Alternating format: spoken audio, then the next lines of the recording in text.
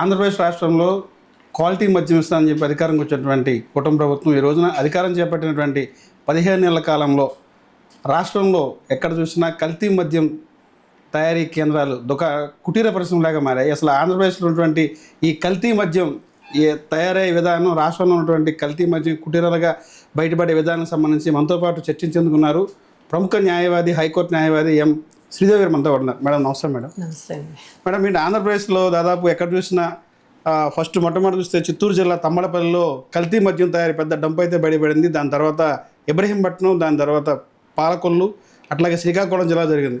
రాష్ట్ర వ్యాప్తంగా చూస్తే ఈ రకంగా కల్తీ మద్యం తయారు మీద అసలు ఎలా స్పందిస్తారు మీరు? ఈ కల్తీ మద్యాన్ని మేము ప్రభుత్వం అసమర్థత కిందే మేము తీసుకుంటున్నామండి. ఎందుకంటే ప్రభుత్వం వారు కరెక్ట్గా అసలు మద్యాన్ని ప్రభుత్వ పరం చేయకుండా ప్రైవేట్ పరం చేసి అమ్మవలసిన అవసరం ఏమొచ్చింది? గత ప్రభుత్వంలోని 16,000 మంది ఉద్యోగస్తుల్ని పెట్టి ఒక టైం లిమిట్ పెట్టి రేట్లు పెంచి మద్యం తాగాలంటే భయపడే విధంగా రేట్లు పెంచి గత ప్రభుత్వం జగన్మోహన్ రెడ్డి గారి ప్రభుత్వానికి ఆదాయం వచ్చే విధంగా మద్యాన్ని విక్రయిస్తే ఈ కూటమి ప్రభుత్వం అధికారంలోకి వచ్చే ముందు నాణ్యమైన మద్యాన్ని అందిస్తాము మీకు అని అప్పట్లోని జగన్మోహన్ రెడ్డి గారు చీప్ బ్రాండ్స్ తీసుకొచ్చారని చెప్పేసి ఆయన అమ్మిన బ్రాండ్ల వల్ల 30,000 మంది చనిపోయారని నానా రకాలుగా యాగి చేసి మీకు మంచి బ్రాండ్లు తీసుకొస్తాం, నాణ్యమైన మద్యాన్ని అందిస్తామని అధికారంలోకి వచ్చిన ఈ కూటమి ప్రభుత్వం ఈరోజు చేస్తున్నదేంటి? ఎక్సైజ్ ఆఫ్ స్టేషన్కి కూతవేటు దూరంలోనే కల్తీ మద్యం తయారు చేస్తున్నారంటే ప్రభుత్వ పెద్దల అండదండలా లేకుండా జరుగుతుందండి ఇదంతాను. పైగా ఆ కల్తీ మద్యం తయారు చేస్తున్న వాళ్ళు ఎవరండి? అదే తంబళపల్లి నియోజకవర్గానికి టీడీపీ తరఫున ఎమ్మెల్యేగా పోటీ చేసిన వ్యక్తి. ఇప్పుడు ఆ వ్యక్తి ఇక్కడ లేడు అనంటే వీళ్ళకి ఏమైనా స్మెల్ వచ్చి అతను ఎస్కేప్ అయ్యాడా? ముందుగానే ఇన్ఫర్మేషన్ తెలిసి ఆయన ఎస్కేప్ అయ్యాడేమో అన్న అనుమానం కలుగుతుంది మనకి. ఎందుకంటే నిన్న చూసాం మనం, ఈరోజే అనుకుంటా పేపర్లో చూశాను, కల్తీ మద్యాన్ని పట్టుకున్న సిఐ గారిని ట్రాన్స్ఫర్ చేశారంట. ఎందుకు ట్రాన్స్ఫర్ చేయాల్సి వచ్చింది? కల్తీ మద్యం పట్టుకుని ఆవిడ మంచి పనే కదా చేసింది. అందులో చెప్తున్న కాజు మీ స్టేషన్ పక్కనే జరుగుతున్నా మీరు ఇంతవరకు పట్టుకోలేదు అని కాజు చూపిస్తున్నారు. కరెక్టే, ఆవిడని ట్రాన్స్ఫర్ చేశారు కల్తీ మద్యం పట్టుకుందని. కానీ కల్తీ మద్యం తయారు చేస్తున్న వాళ్ళకి మీరు ఇచ్చిన శిక్ష ఏంటి? ఆఫ్టర్ ఆల్ మీ టీడీపీలోని వాళ్ళ కార్యకర్తలుగా మీరు సస్పెండ్ చేస్తే ఎంత, చెయ్యకపోతే ఎంత? What is the punishment? వాళ్ళని అరెస్ట్ చేశారా? వాళ్ళ తమ్ముడిని తీసుకొచ్చారు. మరి మెయిన్ సూత్రధారి మీ పార్టీ తరపున ఎమ్మెల్యేగా పోటీ చేసిన జనార్దన్ రావు అన్న వ్యక్తి ఏమయ్యాడు? అతన్ని పట్టుకోవడానికి ఏ విధమైన ప్రయత్నాలు చేస్తున్నారా? అది చెప్పండి. ఇదైతే ఈ కల్తీ మద్యం అన్నది చిత్తూరు నుంచి శ్రీకాకుళం వరకు వ్యాపించిందని ఇప్పుడు మనం చూస్తున్నాం. ప్రతి చోట డంపులు దొరుకుతున్నాయంటే ప్రభుత్వ పెద్దల అండదండలు లేకుండా ఇంత భారీగా జరగదు కదా. కాబట్టి ఇందులోని ఖచ్చితంగా ప్రభుత్వం వారి హస్తం ఉందని మేము భావిస్తున్నాం. చిత్తూరు జిల్లాలో ఏదైతే ఉందో చంద్రబాబు నాయుడు గారు సొంత జిల్లా అయినటువంటి చిత్తూరు జిల్లాలోనే భారీగా డంపు దొరకడానికి అసలు కల్తీ మద్యం తయారు చేయడంలో ఉన్నటువంటి అంటే మద్యం పాలసీ సంబంధించి అది ఒక పాలసీస్ కరెక్ట్గా లేకపోవటం వల్ల అంటారా ఈ తయారవటం? ఎందువల్ల అంటే ఎలా చూస్తారు దీన్ని? అసలు మద్యం పాలసీ కాదండి. ఇప్పుడు మనం ఫస్ట్ నుంచి చూస్తూనే ఉన్నాం, చంద్రబాబు నాయుడు గారి గవర్నమెంట్ ఎప్పుడు వచ్చినా కూడా ప్రతి డిపార్ట్మెంట్లోని వీళ్ళు ఎంటర్ అయిపోతారు. వాళ్ళ పని వాళ్ళు చేసుకోనివ్వరు. మద్యం పాలసీ అన్నది కరెక్ట్గానే ఉంది. 34 ఏపీ ఎక్సైజ్ యాక్ట్ 1969 ప్రకారం ఒకప్పుడైతే 6 నెలల నుంచి 3 సంవత్సరాల వరకు శిక్ష ఉంటే ఈరోజు 2023 యాక్ట్ అమెండ్మెంట్ అయిన తర్వాత 1 సంవత్సరం నుంచి 3 సంవత్సరాల వరకు పనిష్మెంట్ ఉంది. ₹1,00,000 నుంచి 3 లక్షల వరకు వాళ్ళకి జరిమానా విధిస్తారు. ఎక్సైజ్ డిపార్ట్మెంట్, పోలీస్ డిపార్ట్మెంట్ని వాళ్ళ పని వాళ్ళు చేసుకొనిస్తే ఇలాంటి దొంగ వ్యాపారాలన్నీ ఎందుకు జరుగుతాయండి? వాళ్ళ పని వాళ్ళని చేసుకొని ఇవ్వకుండా ఒకవేళ పట్టుకున్నా మీరు ఇన్ఫ్లుయెన్స్ చేసి వాళ్ళని బయటకు వచ్చేలా చేసి వాళ్ళకి శిక్షలు పడకుండా ఈ ప్రభుత్వ పెద్దలే ప్రొటెక్ట్ చేయడం వల్ల ఈ రోజు ఇంతవరకు వచ్చిందండి. మేడం ఇప్పుడు ఈ కల్తీ మద్యం తయారు చేసే వారికి పొలిటికల్ ప్రొటెక్షన్ ఉందనేది కొంత ఆరోపణలు ఉన్నాయి. దీన్ని ఎలా చూస్తారు? దీని మీద ఏమైనా లీగల్గా ఎలాంటి చర్యలు తీసుకోవచ్చు? పొలిటికల్ ప్రొటెక్షన్ లేకుండా ఇంత పెద్ద ఎత్తున జరగదు. పైగా మాకున్న అనుమానం ఏంటంటే ఈ తయారు చేసిన కల్తీ మద్యం ప్రభుత్వ గోడౌన్లోకి వెళ్ళి తద్వారా షాపులకి వెళ్తుంది. ఆ వెళ్ళబట్టే ఈరోజు కల్తీ మద్యాన్ని ఇంత విచ్చలవిడిగా అమ్మగలుగుతున్నారు.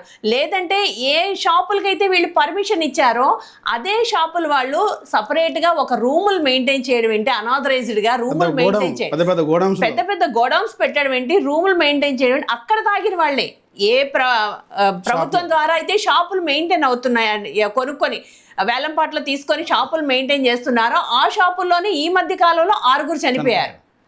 అంటే ప్రభుత్వం ద్వారా వెళ్తుంది కదా, ఏ ప్రభుత్వం పర్మిషన్లు ఇచ్చిన ఆ షాపులకే ఈ కల్తీ మద్యం వెళ్తుంది. అంటే ప్రభుత్వ పెద్దలు అండదండ లేకుండా జరుగుతుందండి.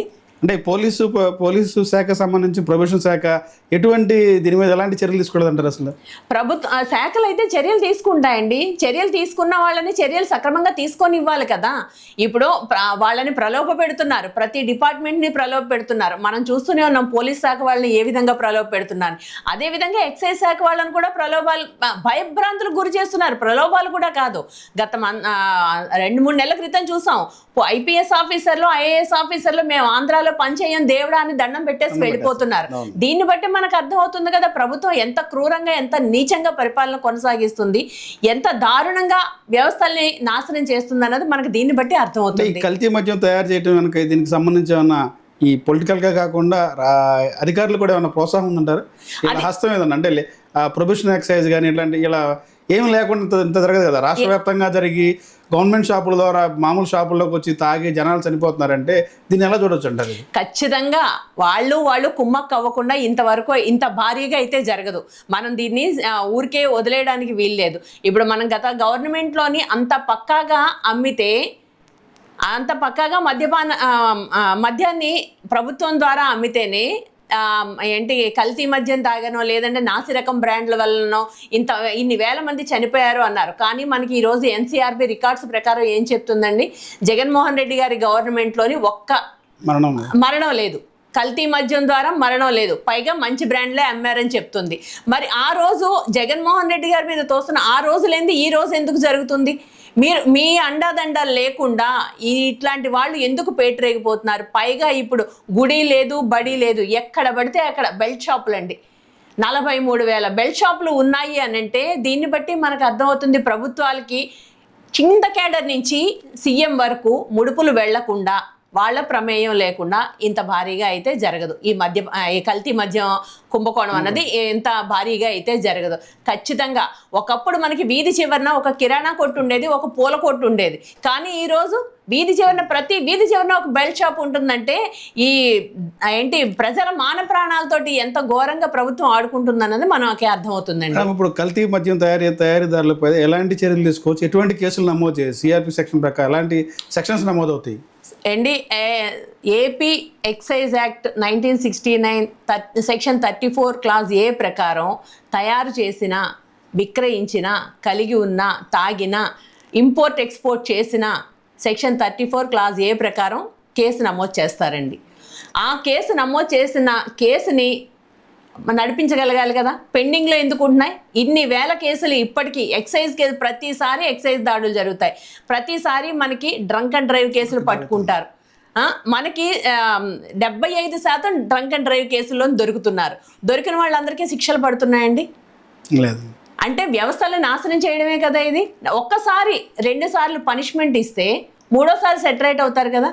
పనిష్మెంట్ చేయడానికి కూడా నిలబడకుండా కేసుల్ని ప్రొలాంగ్ చేసుకుంటూ పోతున్నారు. ఇంకా శిక్షలు పడవంటే ఎక్కడి నుంచి పడతాయండి?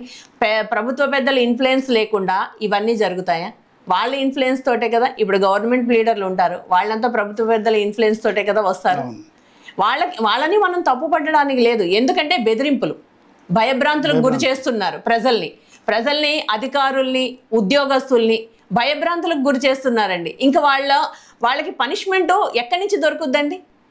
ప్రభుత్వాలే ఇలా ఉంటే మనకి సెక్షన్ ఆర్టికల్ 47 ప్రకారం మద్యపానాన్ని మద్యపానం అసలు ఒక ఆదాయ వనరుగా కాకుండా చూడాలని చెప్పేసి ఆర్టికల్ 47 చెప్తుంది రాజ్యాంగం ప్రకారం. కానీ ఇప్పుడు ప్రభుత్వంలో ప్రధాన ఆదాయ వనరు మద్యమే అవుతుంది. ఆ రాష్ట్ర బడ్జెట్లో 12% మద్యం ద్వారా వచ్చిన డబ్బే. అంటే దీన్ని బట్టి మనకు అర్థమవుతుంది కదా మద్యాన్ని ఎంత ఏరులై పారిస్తున్నారు ప్రభుత్వాలు అన్నది. ఇంతకంటే దారుణం ఉంటుందా?